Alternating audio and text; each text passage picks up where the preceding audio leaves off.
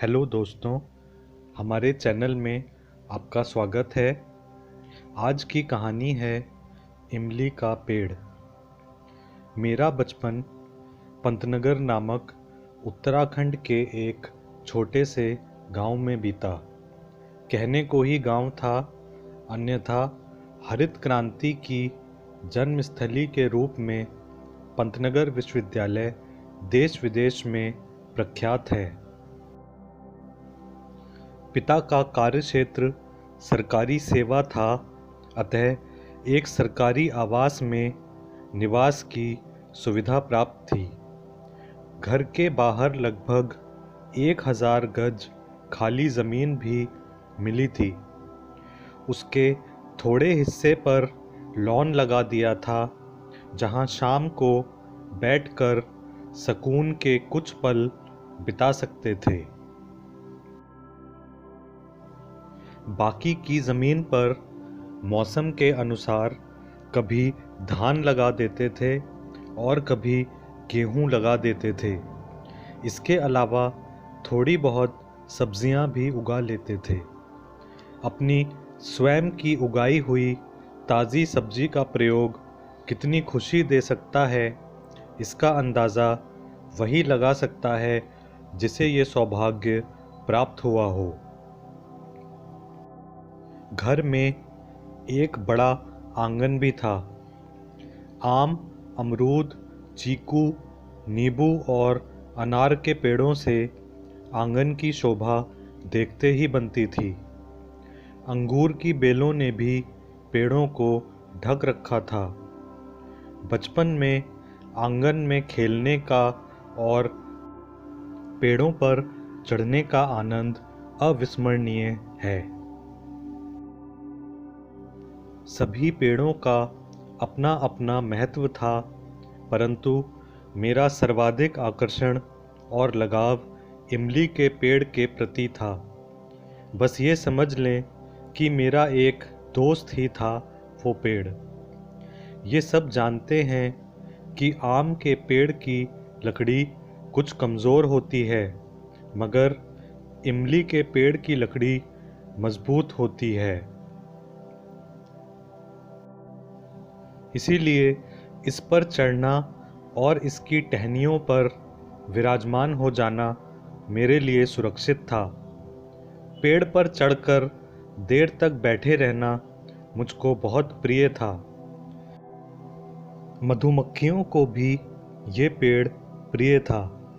हर वर्ष मधुमक्खियाँ इस इमली के पेड़ पर एक बहुत बड़े आकार का छत्ता अवश्य लगाती थीं।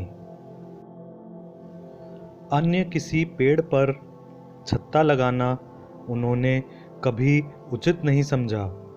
मैंने कई बार उस छत्ते का शहद प्राप्त करने का प्रयास किया, परंतु हमेशा छत्ता खाली ही मिला।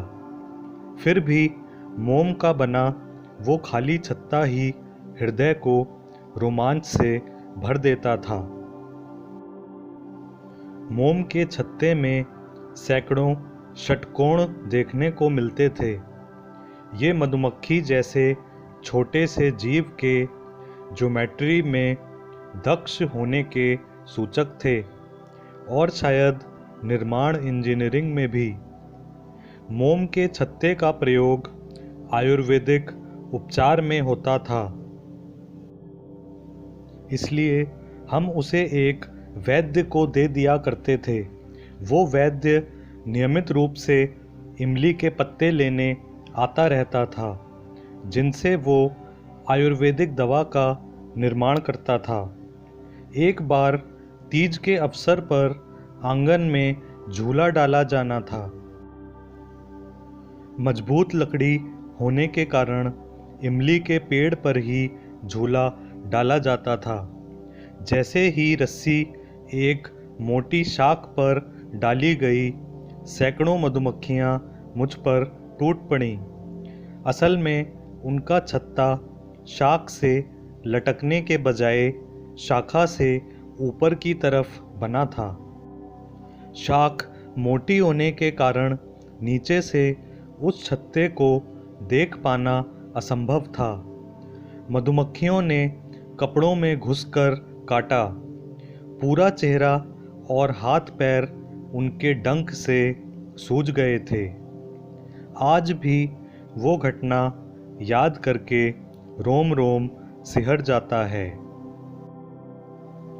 वास्तु के अनुसार घर के अंदर इमली का पेड़ लगाना लोग उचित नहीं समझते।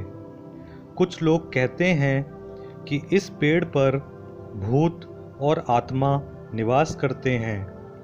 कुछ लोग कहते हैं कि ये ज़्यादा कार्बन डाइऑक्साइड छोड़ता है। सब उस पेड़ को कटवाने की सलाह देते थे, परंतु मैं इस पेड़ से बहुत लगाव रखता था। पेड़ इतना विशाल और घना हो गया था कि उसने सारे आंगन को ढक लिया था। गर्मियों में ये पेड़ घर को ठंडा रखने में सहायता करता था, इसीलिए हमने भी पेड़ को नहीं कटवाया। हम मजाक में कहते थे कि माना कि इस पेड़ पर भूत रहते हैं, मगर हमने उन्हें रहने की जगह दी हुई है। अब अगर उनका घर काटेंगे तो वो भूत हमसे नाराज़ हो जाएंगे। हम भूतों से पंगा नहीं लेंगे। इमली के पेड़ को शरण देने वाला माना गया है। एक कथा के अनुसार जब श्री राम सीता जी और लक्ष्मण जी के साथ वनवास कर रहे थे तो एक रात मूसलाधार वर्षा होने लगी। उस रात वो एक इमली के पेड़ के नीचे ठहरे हुए थे। वो पेड़ इतना घना था कि तेज वर्षा की एक बूंद भी श्री राम पर नहीं गिर पा रही थी। तब श्री राम ने लक्ष्मण जी से कहा कि हे भ्राता, मैंने तो वनवास का वचन दिया है और ये पेड़ तो भवन जैसा आश्रय दे रहा है। ये मेरे वनवास के वचन के विरुद्ध है। तब लक्ष्मण जी ने श्री राम के वचन की रक्षा के लिए अपना धनुष उठाया और पेड़ पर बाण चलाया। बाण के प्रभाव से पेड़ के कुछ पत्ते टूट गए और वर्षा की कुछ बूंदें उन पर गिरने लगीं। मैं स्वयं को बहुत भाग्यशाली मानता हूँ कि मुझे भी बचपन में आश्रय देने वाले इमली के पेड़ का आश्रय प्राप्त हुआ। अपने आंगन में मैं इसी पेड़ के नीचे खेल के बड़ा हुआ। इस कहानी के माध्यम से मैं संपूर्ण देश को बताना चाहता हूँ कि इमली के पेड़ से ना डरें। मुझे हमेशा इस पेड़ से आनंद ही मिला है और बहुत सारी इमलियाँ भी। कहानी सुनने के लिए धन्यवाद दोस्तों। अगली बार फिर मिलेंगे एक नई कहानी के साथ। अगर आपको ये कहानी पसंद आई हो तो इस वीडियो को लाइक करें, शेयर करें और चैनल को सब्सक्राइब करें।